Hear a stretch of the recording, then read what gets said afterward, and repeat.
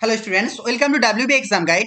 তো আজকে আমরা আলোচনা করব, অন স্ক্রিন দেখতে পাচ্ছ আজকের আলোচনা টপিক হচ্ছে আমাদের প্রিভিয়াস ইয়ার পার্ট 23। অলরেডি কিন্তু আমরা পার্ট 22 আলোচনা করে নিয়েছি। যারা এখনো ক্লাসগুলো দেখোনি অবশ্যই প্লেলিস্ট চেক করো এবং গত ক্লাসগুলো প্রত্যেকটা দেখে নাও, কারণ যে প্রশ্নগুলো আমি তোমাদেরকে প্র্যাকটিস করাচ্ছি সেগুলো অবশ্যই পড়ে যাবে, কারণ এগুলো থেকে ইন্টারভিউ প্রশ্ন খুবই করে।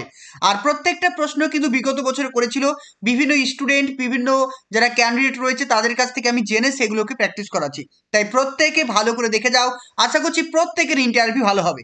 আর তোমাদের ফর্ম ফিল আপ নিয়ে বা বিভিন্ন যদি কোনো কোয়ারি থাকে অবশ্যই আমাকে জানাবে। আমার কন্ট্যাক্ট নাম্বারটা লিখে দিচ্ছি, নোট করে রাখো, 9647300217। এটা হচ্ছে আমার কন্ট্যাক্ট নাম্বার, এখানে আমাকে হোয়াটসঅ্যাপ করো, তাহলে তোমাদের প্রশ্নের সমস্ত উত্তর আমি দিতে পারবো।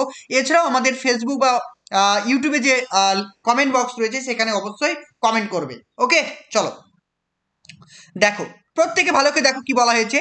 বলছে ছাত্র ও শিক্ষকের সম্পর্কে আপনার ধারণা কি। মানে কোনো একটা প্রাথমিক বিদ্যালয়ে একজন শিক্ষক এবং শিক্ষক শিক্ষক এবং শিক্ষার্থীর মধ্যে কিরূপ সম্পর্ক হবে, মানে টিচার এবং স্টুডেন্টের রিলেশনশিপটা কেমন হবে। দেখো, বলছে ছাত্র শিক্ষক সম্পর্ক মূলত পারস্পরিক সম্মান, বিশ্বাস এবং মানবিক মূল্যবোধের ওপরে প্রতিষ্ঠিত। শিক্ষক একজন পথপ্রদর্শক হিসাবে শিক্ষার্থীর জ্ঞান, নৈতিকতা এবং ব্যক্তিত্ব গঠনে গুরুত্বপূর্ণ ভূমিকা রাখবেন। একইভাবে শিক্ষার্থীর উচিত শিক্ষকের প্রতি সম্মান ও আস্থা রেখে তার নির্দেশনা অনুসরণ করা। তাহলে এখানে আমরা কি জানলাম, যে একজন শিক্ষক এবং শিক্ষার্থীর মধ্যে কি কি সম্পর্ক হবে। তাদের সম্পর্ক হবে সম্মানের, মানবিক মূল্যবোধের ওপর প্রতিষ্ঠিত হবে এবং একজন শিক্ষক পথপ্রদর্শক হিসাবে শিক্ষার্থীর জ্ঞান, নৈতিকতা এবং ব্যক্তিত্ব গঠনে গুরুত্বপূর্ণ ভূমিকা পালন করবে। অপরদিকে শিক্ষার্থীদের উচিত শিক্ষকের প্রতি সম্মান এবং আস্থা রেখে তার দিক নির্দেশকে অনুসরণ করা। সুষ্ঠু যোগাযোগ, সহমর্মিতা এবং সহযোগিতামূলক শিক্ষার পরিবেশ একটি সুস্থ ছাত্র শিক্ষক সম্পর্কের ভিত্তি তৈরি করে। সংক্ষেপে বলা যেতে পারে, এটি এমন একটি সম্পর্ক যা শুধু শিক্ষাগত উন্নতি নয়, বরং একজন শিক্ষার্থীর সামগ্রিক মানবিক উন্নয়নে গুরুত্বপূর্ণ ভূমিকা রাখে। বুঝতে পেরেছো? এবার তোমাদের একটা জিনিস মনে হতে পারে, স্যার এত বড় আনসার কিভাবে মনে রাখবো। দেখো, আমি যদি তোমাকে এই 2 লাইন লিখে দিতাম না, এই যে 2 লাইন ধরো তোমাকে আমি লিখে দিলাম, ধরো উত্তরটা আমি এই পর্যন্ত লিখে দিলাম, তাহলে কি হবে, তুমি কিন্তু আর বিস্তারিতভাবে তোমার নিজের মতো করে বলার স্কোপটা তোমার থাকছে না। যেহেতু আমি অনেকটা বড় লিখে দিয়েছি, তাই পিডিএফটা তুমি 2-3 বার পড়বে, পড়ে নিজের মতো করে বানিয়ে বলার চেষ্টা করবে, যাতে প্রত্যেকের আনসারের মধ্যে একটা ইউনিক থাকে। বোঝা গেল? একই রকম যাতে আনসারটা না হয়, এর জন্য আমি একটু বড় করে লিখে দিয়েছি, যাতে তোমাদের বলতে সুবিধা হয়, পড়তে সুবিধা হয়। চলো নেক্সট দেখো। নেক্সট বলছে, কোনো শিক্ষার্থী শ্রেণীকক্ষে অনবরত প্রশ্ন জিজ্ঞাসা করলে আপনি কি করবেন। তোমার ক্লাসে কোনো শিক্ষার্থী বারবার প্রশ্ন করছে, সেই মুহূর্তে তুমি কি করবে। যদি কোনো শিক্ষার্থী শ্রেণীকক্ষে অনবরত প্রশ্ন করে, তাহলে প্রথমে আমি বিষয়টিকে ইতিবাচকভাবে নেব, কারণ প্রশ্ন করার অভ্যাস শেখার প্রতি তার আগ্রহ প্রকাশ করে। তবে যাতে ক্লাসের স্বাভাবিক প্রবাহ ব্যাহত না হয়, তাই প্রয়োজন হলে তাকে আলতোভাবে জানাবো কোন প্রশ্ন এখন ক্লাসে উপযুক্ত, মানে কোন প্রশ্নগুলো ক্লাসের জন্য উপযুক্ত এবং কোন প্রশ্নগুলো ক্লাসের শেষে আলোচনা করা যাবে। যে কোনো শিক্ষার্থী আমাকে বারবার প্রশ্ন করছে, যে আমি তাকে ধমক দেবো বা বলবো যে প্রশ্ন করো না, এমনটা করব না। যদি আমি এমনটা করি তাহলে ওই শিক্ষার্থী ভবিষ্যতে আর কোনো প্রশ্ন করবে না। সে যে বারবার আমাকে প্রশ্ন করছে সেটাকে উৎসাহিত করব এবং তাকে আমি অবশ্যই বলবো যে এই যে প্রশ্নগুলো আমার ক্লাস রিলেটেড, মানে আমি যাদেরকে পড়াচ্ছি সেই পড়াশোনা রিলেটেড বা সেই টপিক রিলেটেড হলে আমি তাকে সঙ্গে সঙ্গে উত্তর দিয়ে দেবো। এবং যদি আমার টপিকের বাইরে কোনো প্রশ্ন হয় তাহলে আমি তাকে বলবো যে ক্লাসের পরে সেটা বলবো। বুঝতে পেরেছো? আমি তাকে উৎসাহ দেব যেন যেন সে প্রশ্ন করার মান বজায় রাখে এবং অন্য শিক্ষার্থীদের শেখার সুযোগটাকে সম্মান করব। যে আমি ও প্রশ্ন করছে বলে আমি শুধুমাত্র ওর প্রশ্নেরই উত্তর দেব, বাকি যে স্টুডেন্ট বা ছাত্রছাত্রীদের কি চাহিদা রয়েছে সেই চাহিদার দিকে আমি ভ্রুক্ষেপ করব না, এমনটা যেন না হয়। প্রত্যেকটা শিক্ষার্থীকে আমাকে কিভাবে তাকে সুযোগ দিতে হবে শেখার। প্রয়োজনে অতিরিক্ত কৌতূহলী শিক্ষার্থীদের জন্য ক্লাসের পরে আলাদা সময় নির্ধারণ করব, যাতে সে তার সব প্রশ্নের উত্তর পেতে পারে। যদি কোনো শিক্ষার্থীর অনেক প্রশ্ন থাকে আমি তাকে বলবো ঠিক আছে ক্লাসের পরে আমার সঙ্গে দেখা করো বা আমার সঙ্গে একটু বসো, আমি তোমার সমস্ত প্রশ্নের উত্তর দিয়ে দেবো। বোঝা গেল? ক্লিয়ার? ইন্টারভিউর জন্য প্রস্তুতি নিতে চাইছো, আমাদের ডাব্লিউবি এক্সাম গাইডের সমস্ত নোটসপত্র রেডি রয়েছে। তো তোমরা চাইলে সেগুলোকে পারচেস করে সামান্য অর্থের বিনিময়ে সেগুলো তোমরা কিনে পড়তে পারবে। এখানে প্রত্যেকটা ফোল্ডার দেওয়া আছে, দেখতে পাচ্ছ আদার্স, ইংরেজি, গণিত, শ্রেণী বই, ভূগোল, বাংলা, ডিএলএড বই, সহজ পাঠ, প্রিভিয়াস ইয়ার কোশ্চিন এবং সমস্ত জেলা এবং প্রত্যেকটা টপিক, অর্থাৎ যার যে সাবজেক্টে অনার্স, এখানে দেখতে পাচ্ছ অনার্স বলে একটা পিডিএফ দেওয়া আছে, দেখতে পাবে তোমরা এখানে এখানে রয়েছে অ্যাকচুয়ালি। দেখো অনার্স সাবজেক্ট, এই অনার্স সাবজেক্ট মানে এখানে যার যে সাবজেক্টে অনার্স সমস্ত কিছু পিডিএফ কিন্তু দেওয়া আছে। তো তোমরা যদি আমাদের পিডিএফগুলো পারচেস করতে চাও অবশ্যই আমাকে এসএমএস করবে। এখানে প্রিভিয়াস ইয়ার কোশ্চেন যদি ক্লিক করো, জাস্ট ক্লিক করার সঙ্গে সঙ্গে এখানে দেখবে প্রচুর পিডিএফ তোমাদের ওপেন হয়ে যাবে। তারপরে যদি চলে আসো এখানে বাংলাতে যদি ওপেন করো, যাদের বাংলাতে অনার্স তাদের এখানে বাংলা সাহিত্যের ইতিহাস রয়েছে, গ্রামার রয়েছে।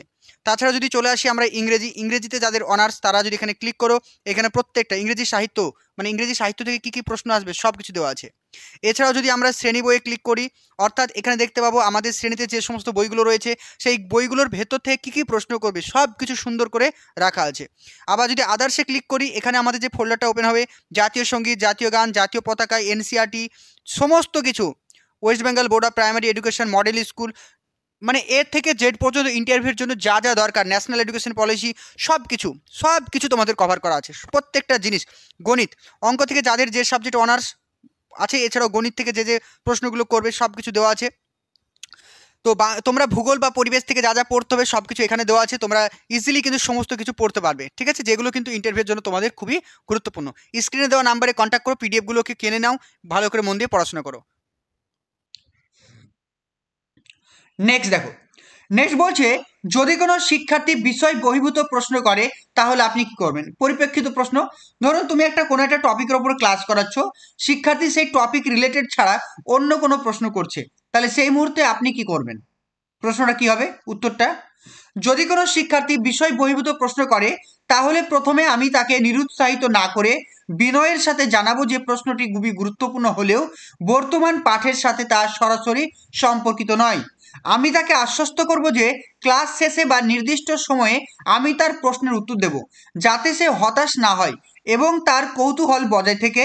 পাশাপাশি শ্রেণীকক্ষে পাঠের ধারাবাহিকতা বজায় রাখার জন্য বিষয়বস্তুর প্রতি মনোযোগ রাখতে সবাইকে উৎসাহিত করব। এইভাবে আমি শিক্ষার্থীর আগ্রহ অক্ষুণ্ণ রাখবো এবং একই সঙ্গে ক্লাসের গতি ও শিক্ষার পরিবেশ নিয়ন্ত্রণে রাখবো। বুঝতে পেরেছো? ক্লিয়ার?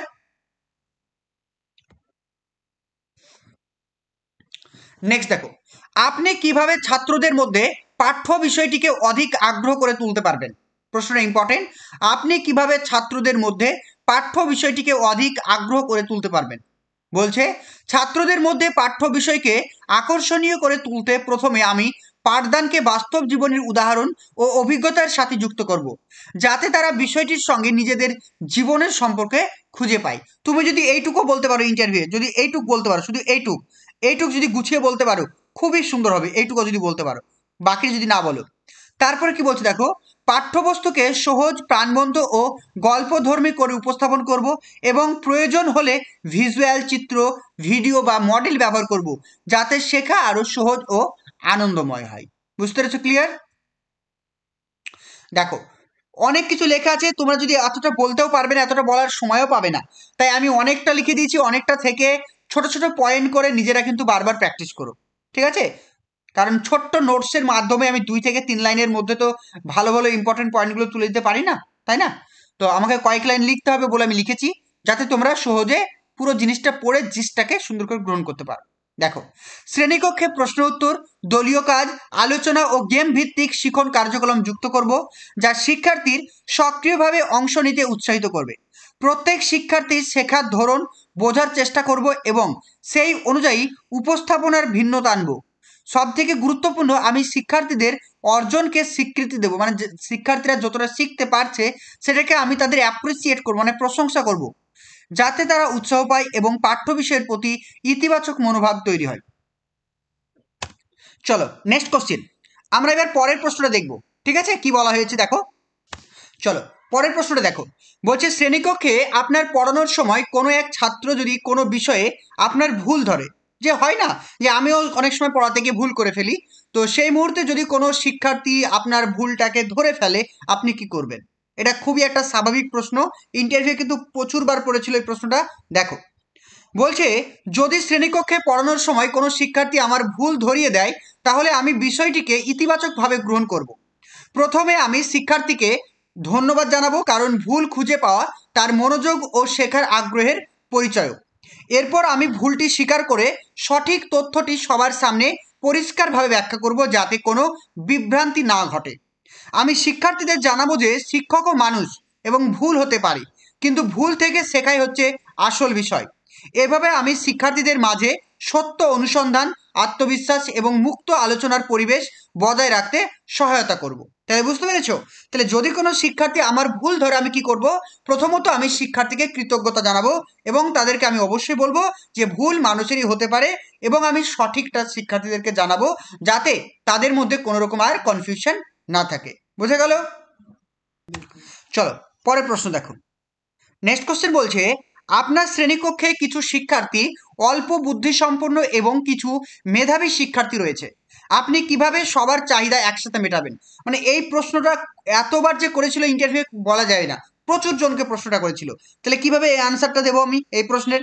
দেখো, একটি শ্রেণীকক্ষে শিক্ষার্থীদের বুদ্ধি, দক্ষতা ও শেখার গতিতে ভিন্নতা থাকা খুবই স্বাভাবিক। তাই প্রথমে আমি তাদের শেখার ধরন ও প্রয়োজন আলাদা করে বোঝার চেষ্টা করব। অল্প বুদ্ধিসম্পন্ন শিক্ষার্থীদের জন্য সহজ ব্যাখ্যা, ধাপে ধাপে শেখানো, অতিরিক্ত সময় ও রিমিডিয়াল সাপোর্ট দেব, যাতে তারা আত্মবিশ্বাস পায় এবং মূল বিষয়টি বুঝতে পারে। অন্যদিকে মেধাবী শিক্ষার্থীদের জন্য চ্যালেঞ্জিং টাস্ক, অতিরিক্ত রিসোর্স বা অ্যাডভান্স অ্যাক্টিভিটি দেব, যাতে তাদের শেখার আগ্রহ ও বিকাশ অব্যাহত থাকে। শ্রেণীকক্ষে দলীয় কার্যক্রম, পারস্পরিক সহায়তা ও সহপাঠক্রমিক কার্যবলীর ব্যবস্থা করব, যাতে মেধাবী শিক্ষার্থীরা অন্যদের সাহায্য করতে পারে এবং সবাই সক্রিয়ভাবে অংশগ্রহণ করে। সবথেকে গুরুত্বপূর্ণ, আমি এমন একটি পরিবেশ তৈরি করব যেখানে কেউ নিজেকে কম মনে না করে প্রত্যেকের নিজের ক্ষমতা অনুযায়ী শিখতে পারে। এভাবে সবার চাহিদা আমি সমানভাবে পূরণ করার চেষ্টা করব। বোঝা গেল? ক্লিয়ার? চলো নেক্সট দেখো। নেক্সট বলছে, কোনো ছাত্রছাত্রী আপনার সঙ্গে যদি খারাপ ব্যবহার করে আপনি কিভাবে তাকে মূল স্রোতে ফিরিয়ে আনবেন? যদি কোনো ছাত্রছাত্রী আমার সঙ্গে খারাপ ব্যবহার করে তাহলে প্রথমে আমি শান্ত থাকব। আমি কখনো উত্তেজিত হব না এবং আবেগ প্রতিক্রিয়া দেখাবো না, কারণ রাগ বা শান্তি সমস্যা আরও বাড়াতে পারে। আমি তাকে আলাদা করে ডেকে শান্তভাবে কথা বলবো, কেন সে এমন আচরণ করছে তা জানার চেষ্টা করব। তার সমস্যাগুলো মনোযোগ দিয়ে শুনবো, যাতে সে বুঝতে পারে যে তাকে গুরুত্ব দেওয়া হয়েছে। যে দেখবো যে কোনো শিক্ষার্থী কেন আমার প্রতি রেগে যাচ্ছে বা কোনো শিক্ষার্থী কেন আমার প্রতি খারাপ ব্যবহার করছে। হতে পারে এটা আমি কোনো শিক্ষার্থীকে মানে ইগনোর করছি বা আমি কোনো শিক্ষার্থীকে যথেষ্টভাবে মূল্যায়ন করছি না, সেই মুহূর্তে শিক্ষার্থীরা হীনমন্যতা ভোগে এবং আমার সঙ্গে খারাপ ব্যবহার করে। তো আমি সেই দিকটা সুনিশ্চিত হব যে আমি কোনো শিক্ষার্থীর সঙ্গে কোনোভাবে মিসবিহেভ করছি কিনা, এই দিকটা আমাকে আগে ভালো করে দেখতে হবে। ঠিক আছে? দেখো, অনেক সুন্দর করে লেখা আছে, বাকিটাও পড়ে নেবে। কারণ দেখো, আমি সংক্ষিপ্ত আকারে নোটস দিই না, কারণ সংক্ষিপ্ত আকারে নোটস দিলে তোমরা কিন্তু 2 থেকে 1 লাইনের বেশি বলতে পারবে না। আমি অনেক কিছু লিখে দিই যাতে পড়ে তোমরা নিজের মতো করে সুন্দর করে গুছিয়ে বলতে পারো। বুঝতে পেরেছো? দেখো, এরপর আমি তাকে বোঝাবো শ্রদ্ধা এবং আচরণবিধি, যোগাযোগের সঠিক পদ্ধতির গুরুত্ব কতটা এবং তার আচরণ কিভাবে শিক্ষার পরিবেশকে ব্যাহত করে। আমি তাকে সুযোগ দেব তার আচরণ সংশোধন করার এবং তাকে ইতিবাচকভাবে সহযোগিতা করব, যাতে সে নিজের ভুলটা বুঝতে পারে। যাতে আমি তার সঙ্গে এমনভাবে মিশবো বা আমি তার সঙ্গে এমনভাবে ব্যবহার করব যাতে সে নিজের ভুলটা সে নিজেই বুঝতে পারে। প্রয়োজনে আমি তার অভিভাবক বা কাউন্সিলরের সহায়তা নেব, তবে শিক্ষার্থীর প্রতি সম্মান এবং সহমর্মিতা বজায় রেখে। সবশেষে আমি চেষ্টা করব তাকে এমন পরিবেশ ফিরিয়ে আনতে যেখানে সে আত্মবিশ্বাস নিয়ে সম্মান বজায় রাখে এবং দায়িত্বশীল আচরণের মাধ্যমে মূল স্রোতে যুক্ত হতে পারে। তাহলে দেখতে পাচ্ছ এখানে কিন্তু আমি অনেকটা লিখে দিচ্ছি, অনেকটা। এতটা কিন্তু তোমরা ইন্টারভিউ বলার সময় পাবে না। 2 থেকে 3 বার পিডিএফটা পড়বে, পড়ে মূল যে জিসটা নিজের মতো করে বলার প্র্যাকটিস করবে, তাহলে দেখবে সুন্দর হয়ে যাচ্ছে আনসারটা। বুঝতে পেরেছো? চলো চলো নেক্সট কোশ্চেন দেখো। পরের প্রশ্ন কি বলছে, আপনি আপনার বিষয় ছাড়া কো কারিকুলাম অ্যাক্টিভিটি হিসাবে শিক্ষার্থীদের কি কি শেখাবেন? এটা খুবই গুরুত্বপূর্ণ একটা প্রশ্ন। যে অনেক সময় জিজ্ঞেস করে যে আমাদের যে শিক্ষার্থীদের সার্বিক বিকাশে যে কো কারিকুলাম অ্যাক্টিভিটি, মানে সহ পাঠ্যক্রমিক যে কার্যবলীগুলো রয়েছে আপনি শিক্ষার্থীদের কোন কোন কো কারিকুলামগুলি শেখাবেন। দেখো, আমার বিষয় ছাড়া শিক্ষার্থীদের সার্বিক বিকাশের জন্য বিভিন্ন কো কারিকুলার অ্যাক্টিভিটি শেখাতে পারি। প্রথমে আমি তাদের সাংস্কৃতিক কার্যক্রম যেমন নাচ, গান, আবৃত্তি, নাট্য চর্চায় অংশ নিতে উৎসাহিত করব, যাতে তারা আত্মবিশ্বাসী ও সৃজনশীল হয়ে উঠতে পারে। পাশাপাশি নেতৃত্ব গুণ, দলগত কাজ, সময় ব্যবস্থাপনা ও যোগাযোগ দক্ষতা উন্নয়নমূলক কার্যক্রম পরিচালনা করব। স্পোর্টস বা শারীরিক ব্যায়ামের প্রতি আগ্রহ বাড়াবার জন্য বিভিন্ন খেলাধুলা এবং ফিটনেস অ্যাওয়ারনেস কার্যক্রম পরিচালনা করতে পারবো। তাছাড়া বিতর্ক, কুইজ, আঁকাআঁকি, বিজ্ঞান প্রকল্প, পরিবেশ সচেতনতা এই সমস্ত কার্যক্রমে শিক্ষার্থীদের যুক্ত করব, যা তাদের চিন্তা শক্তি এবং সামাজিক দায়িত্ববোধ বৃদ্ধি করবে। মোট কথা, পাঠ্য বিষয়ের বাইরে শিক্ষার্থীদের নানানমুখী দক্ষতা বিকাশের সহযোগিতা করাই হবে আমার মূল লক্ষ্য। তাহলে বুঝতে পেরেছো, সমস্ত কিছু একদম পুরো কমপ্লিট আকারে নোটস দেওয়া আছে, শুধু তোমরা ভালো করে পড়বে। ইন্টারভিউয়ে দেখো, বাজার চলতে যে বইগুলো রয়েছে, বইগুলো যারা কিনেছো আশা করছি তারা বুঝতে পারছো বাজারে চলতি বইয়ের কি লেভেল রয়েছে। আর যারা এখনো নোটসপত্র কেননি, চাইলে আমাদের নোটসপত্রগুলো কিনতে পারো, একদম পুরো কমপ্লিট সব কিছু পাবে। আমার নোটসের বাইরে কোনো কিছু পড়ার দরকার নেই, সব কিছু এর মধ্যে থাকবে, সব কিছু এর থেকে জেড পর্যন্ত, শুধু পড়ে যাও অল্প সময়ের মধ্যে, ঠিক আছে? প্রত্যেকেই আমাদের ডাব্লিউবি এক্সাম গাইডের সমস্ত নোটসপত্র কিনেছো এবং পড়াশোনা করছো, কিন্তু তোমাদেরকে একটা কথা বলবো, শুধু নিজে পড়লে হবে না, মক ইন্টারভিউ ক্লাসে তোমাদেরকে সেটাকে প্রতিফলন করতে হবে। তাই তোমাদের প্রিপারেশন কতটা সঠিক হয়েছে সেটা দেখার জন্য আমাদের প্রাইমারি ইন্টারভিউয়ের জন্য একটা নতুন কোর্স চালু হচ্ছে, যেখানে আমাদের অভিজ্ঞ শিক্ষক বা শিক্ষিকারা রয়েছেন, যারা কিন্তু প্রতিনিয়ত তোমাদেরকে ডেমো প্র্যাকটিস করাবেন, তোমাদের মক ইন্টারভিউ নেবে, যেটা কিন্তু তোমাদের সম্পূর্ণ ইন্টারভিউ যেমনভাবে হবে ঠিক সেইভাবেই কিন্তু তোমাদেরকে প্র্যাকটিস করানো হবে। তো তোমরা যারা আমাদের সঙ্গে মক ইন্টারভিউ ক্লাস করতে চাইছো অনলাইনে, ক্লাসটা অনলাইন গুগল মিটে হবে। তো তোমরা যদি মক ইন্টারভিউ ক্লাস করতে চাও, অবশ্যই স্ক্রিনে দেওয়া নাম্বারে আমাদের সঙ্গে যোগাযোগ করো। সেখানে খুবই অল্প ফিস রয়েছে, অ্যাডমিশন নাও, কারণ সুযোগ একবারই আসে, এই সুযোগটাকে মিস করো না। সামান্য কিছু টাকার জন্য হয়তো তোমরা ভাবছো যে নিজেরাই প্র্যাকটিস করবো, এটা করো না, কারণ নিজেদের ভুলটা তোমরা নিজেরা কখনো আইডেন্টিফাই করতে পারবে না। তাই প্রত্যেকে আমি বলবো, প্রত্যেকে কিন্তু আমাদের ক্লাসে জয়েন করো এবং নিজের প্রিপারেশনকে আরও সুন্দর করে তোলো। চলো নেক্সট দেখো, নেক্সট বলছে স্কুলের বাইরে শিক্ষার্থীর কার্যক্রম নিয়ে শিক্ষকের ভাবনার কি কোনো প্রয়োজন আছে? ধরো আমি স্কুল গেছি, স্কুলে কোনো শিক্ষার্থীর প্রতি আমার নিজস্ব দায়িত্ব তো রয়েছে, তাই না? তো স্কুল শেষ হয়ে গেলেও কি ওই শিক্ষার্থীর প্রতি আমার কি কোনো দায়িত্ব আছে? এটা ইন্টারভিউর প্রশ্ন।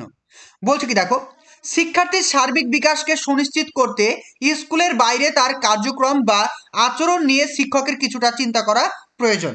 কারণ একজন শিক্ষার্থীর ব্যক্তিত্ব, অভ্যাস, মানসিকতা, আচরণ অনেকটাই গড়ে ওঠে স্কুলের বাইরে থাকা পরিবেশ থেকে। প্রথমে আমি তার সামাজিক আচরণ, বন্ধুমহল ও নৈতিকতা, সময় ব্যবস্থাপনা ও দায়িত্ববোধ সম্পর্কে ধারণা নেওয়ার চেষ্টা করব।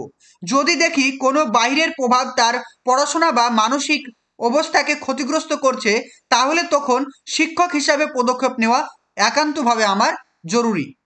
আমি শিক্ষার্থীদের সঙ্গে আলাদা করে কথা বলবো, তার সমস্যাগুলো জানতে চেষ্টা করব এবং প্রয়োজন হলে অভিভাবকের সঙ্গে যোগাযোগ করে সহযোগিতা চাইব।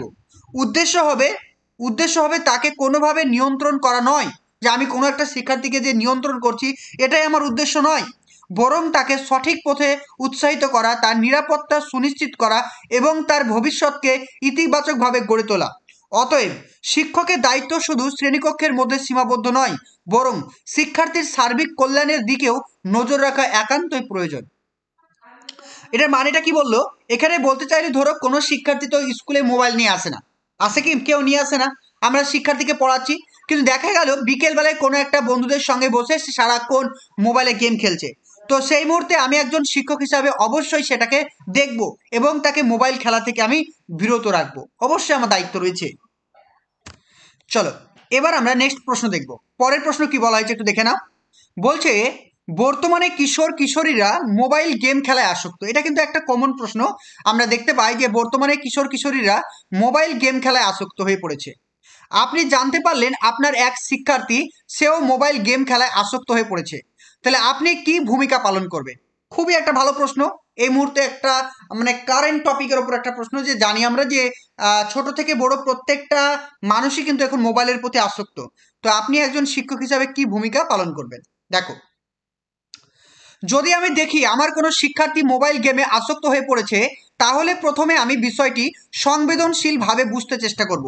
তাকে ধমক বা শাস্তি না দিয়ে আলাদা করে কথা বলবো এবং তার আসক্তির কারণ জানতে চাইবো। সে কেন মোবাইলের প্রতি বেশি আসক্ত হয়ে পড়েছে সেটা আমি জানার চেষ্টা করব। এবং সে কি বিনোদন, চাপ, একাকিত্ব নাকি অন্য কোনো কারণে অতিরিক্ত গেম খেলছে সেটা দেখতে হবে। কারণ দেখো, বাচ্চারা মানে মোবাইলের প্রতি আসক্ত হওয়ার বিভিন্ন কারণ রয়েছে। হতে পারে সে বিভিন্ন রিলস ভিডিও দেখছে, এখন দেখতে পাবে বিভিন্ন ফানি ভিডিও, রিলস ভিডিও বাচ্চারা দেখতে চায় ওর জন্য। বা হতে পারে সে কোনো চাপ রয়েছে, মানসিক চাপ রয়েছে, তার জন্য সে রিলিফ পাওয়ার জন্য করছে। বা হতে পারে সে একাকিত্ব ফিল করছে বা তার মা বাবা তাকে সময় দিচ্ছে না, সেই জন্য মোবাইল দেখছে। বা অন্য কোনো কারণ থাকতে পারে, সেটাকে আমাকে প্রথমে আইডেন্টিফাই করতে হবে। আমি তাকে বোঝাবো গেম খেলার বাড়াবাড়ি কিভাবে পড়াশোনা মানে মানে কি বলছি দেখো, আমি তাকে বোঝাবো গেম খেলার বাড়াবাড়ি কিভাবে পড়াশোনা, আচরণ, ঘুম, স্বাস্থ্য, ভবিষ্যতের ওপর নেতিবাচক প্রভাব ফেলতে পারে। তাহলে আমি তাকে বলবো যে এই যে তোমরা গেম খেলছো, এই গেম খেলার কারণে তোমাদের কি কি ক্ষতি হতে পারে সেটা বোঝাবো। তারপর সময় ব্যবস্থাপনা শেখাবো, যে আমরা গেম খেলার কারণে আমাদের কি কি কিভাবে সময় নষ্ট হয়ে যাচ্ছে, আমাদের এই সময় কি কি করা উচিত সেগুলো জানবো। এবং মোবাইল ব্যবহারের একটি সুস্থ রুটিন গড়ে তুলবো এবং সহযোগিতা করব। আমি বাচ্চাদেরকে বলবো যে এই টাইমে তোমরা মোবাইল দেখবে আর এই টাইমে তোমরা মোবাইল দেখবে না। কারণ দেখো, মোবাইলটা আমাদের একটা হ্যাবিট, যে বাচ্চাদেরকে যদি বলি একদমই মোবাইল দেবো না, তাহলে তারা কিন্তু থাকবে না। কিছুটা টাইম, লিমিটেড টাইম তাদেরকে একটু হলেও দিলাম, আর বাকিটা কিন্তু তাদের কাছ থেকে মোবাইলটাকে দূরে রাখার চেষ্টা রাখবো। এরপর তার অভিভাবকের সঙ্গে যোগাযোগ করে বিষয়টি জানাবো এবং পরিবারের মোবাইল ব্যবহারের সঠিক নিয়ম কানুন তৈরি করার পরামর্শ দেব। প্রয়োজন হলে কাউন্সিলরের সহায়তা নেওয়ার কথা বলবো। পাশাপাশি আমি তাকে বিভিন্ন co curricular activity, group work, খেলাধুলা, সৃজনশীল কাজে যুক্ত করব, যাতে সে ধীরে ধীরে গেম থেকে মন সরিয়ে সুস্থ ইতিবাচক অভ্যাসের দিকে যেতে পারে। ঠিক আছে? তাহলে এত বড় নোটসটাকে সুন্দর করে পড়বে, পড়ে কিন্তু একদম জিস্ট করে 2 থেকে 3 লাইনে বলার প্র্যাকটিস করতে হবে। ঠিক আছে? সেই জন্য বলছি যে তোমরা আমাদের নোটসগুলো অনেকে কিনেছো, কিন্তু কতটা সুন্দর করে বলতে পারছো বা উপস্থাপন করতে পারছো, এটা কিন্তু দেখার বিষয় রয়েছে। তাই যারা আমাদের অনলাইন ক্লাসে জয়েন করতে চাইছো, স্ক্রিনে দেওয়া নাম্বারে অবশ্যই আমাকে কন্ট্যাক্ট করো, তাহলে অনলাইন ক্লাস সম্পর্কে আমাদের জানতে পারবে। ঠিক আছে? চলো নেক্সট দেখো। নেক্সট বলছে, আপনার পড়ানোর বিষয়বস্তু ছাত্রছাত্রীরা কতটুকু গ্রহণ করতে পারলো তা আপনি কিভাবে বুঝবেন? এটা একটা খুবই গুরুত্বপূর্ণ একটা প্রশ্ন। দেখে নাও কি হবে আনসার এটা।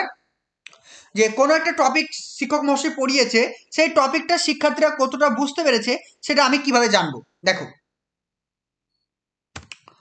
চলো নেক্সট দেখো,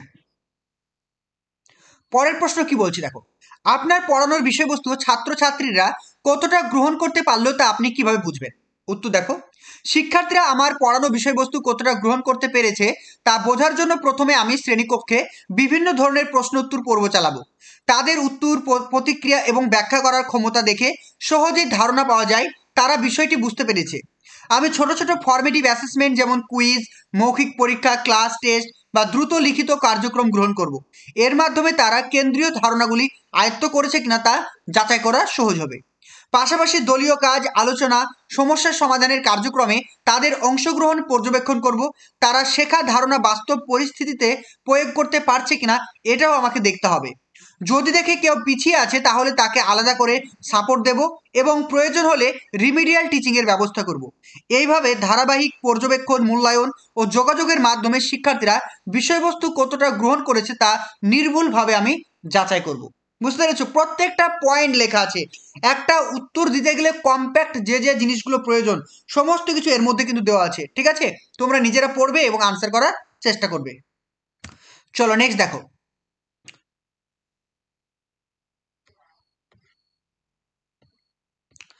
নেক্সট বলছে, আপনার ক্লাসে কোনো ছাত্র যদি নিয়মিত অনুপস্থিত থাকার চেষ্টা করে তাহলে আপনি কি ভূমিকা পালন করবেন? এটা খুব ইম্পর্টেন্ট একটা প্রশ্ন।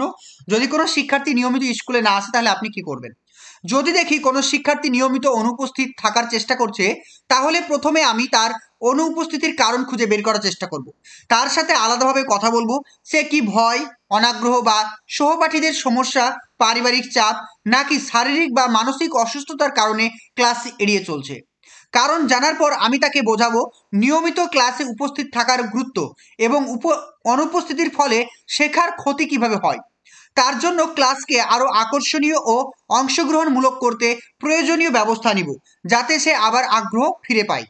প্রয়োজনে অভিভাবকের সঙ্গে যোগাযোগ করে তাদের সহযোগিতা চাইব এবং ছাত্রটির সমস্যার সমাধান যৌথভাবে করার চেষ্টা করব। যদি প্রয়োজন হয় কাউন্সিলর বা স্কুল কর্তৃপক্ষের সহায়তা নিয়ে শিক্ষার্থীর মানসিক বা সামাজিক সমস্যার সমাধান করব। সর্বশেষে আমি তাকে উৎসাহ দেব, তার অগ্রগতি পর্যবেক্ষণ করব এবং তাকে এমন পরিবেশ দেব যাতে সে নিজে থেকে নিয়মিত ক্লাসে আসতে স্বাচ্ছন্দ্য বোধ করে। নেক্সট দেখো, শ্রেণীতে নতুন বিষয়ে পাঠদানের সময় আপনি কি ভূমিকা পালন করবেন? খুবই ইম্পর্টেন্ট একটা প্রশ্ন, দেখে নাও কি হবে এটার আনসার। বলছে শ্রেণীতে কোনো নতুন বিষয়বস্তু পাঠদানের সময় একজন শিক্ষক হিসাবে আপনার কি ভূমিকা হবে?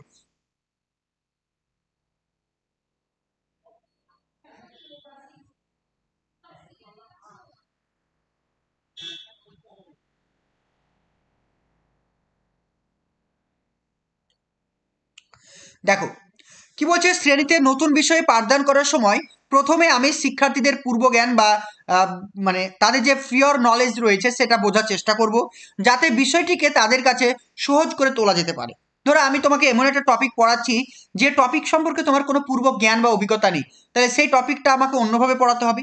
যদি তোমার পূর্ব জ্ঞান বা অভিজ্ঞতা থাকে, আমাকে সেই অন্যভাবে পড়াতে হবে, মানে বিষয়টা আলাদা হচ্ছে।